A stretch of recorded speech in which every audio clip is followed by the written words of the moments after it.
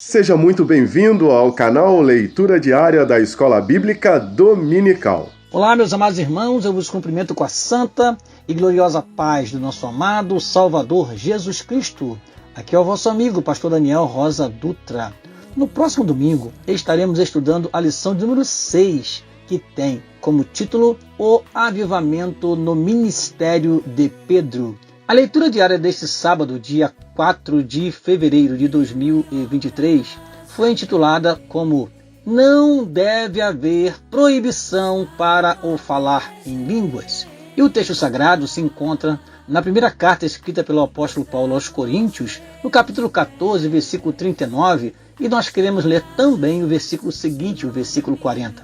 Portanto, meus amados irmãos, procurai com zelo profetizar e não proibais falar línguas, mas faça-se tudo decentemente e com ordem. Meus amados, a carta de Paulo aos Coríntios é uma epístola dirigida a uma igreja que passava por muitos problemas. Além de contendas, divisões, litígios, questões relacionadas ao casamento e à ceia do Senhor, a igreja sofria com o uso indisciplinado dos dons espirituais, os quais não lhes faltava. A igreja de Corinto, paradoxalmente, era abençoada com muitos dons espirituais, mas formada por pessoas extremamente carnais. Em 1 Coríntios capítulo 3, versículo 1, Paulo diz: não pude falar como a espirituais. E no versículo 3 do capítulo 3, ele diz: porque ainda sois carnais. No capítulo 12, Paulo fala da diversidade de dons e da necessidade de a igreja se sentir um corpo, no qual todas as partes são importantes e desempenham o seu devido papel. Uma pausa no tema sobre os dons espirituais foi necessária para que o apóstolo apresentasse a virtude que equilibra o uso dos dons, que é o amor, conforme comentado na leitura de ontem pela professora Raquel Brito. O capítulo 14 inicia com a frase: segui a caridade e procurai com zelo os dons espirituais, mas principalmente o de profetizar. Paulo explica neste capítulo a superioridade da profecia em relação ao dom de línguas.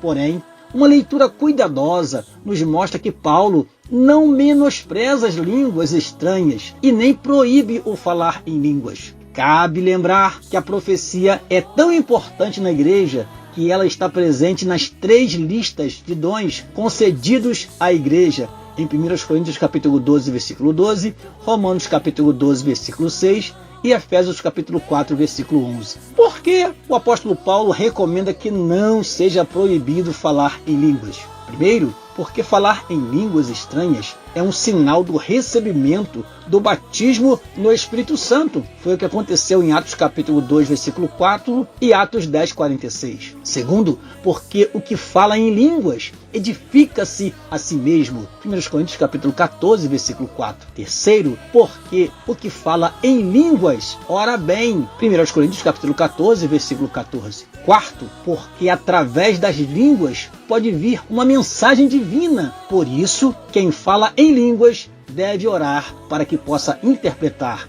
1 Coríntios capítulo 14, versículo 13.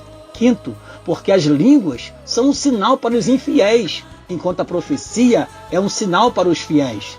1 Coríntios capítulo 14, versículo 22. Sexto, porque as línguas fazem parte do culto cristão. Diz assim, 1 Coríntios capítulo 14, versículo 26. Um tem salmo, outro tem doutrina, outro revelação, outro língua e outro interpretação. Sétimo, porque mais do que um sinal é um dom, presente em 1 Coríntios capítulo 12, versículo 10. Dom que deve ser exercido com cautela, de modo a não atrapalhar a adoração, o louvor e a pregação. Assim aconteceu no dia de Pentecostes. Eles falaram em outras línguas, mas na hora da pregação todos ouviram e quase 3.000 almas se converteram.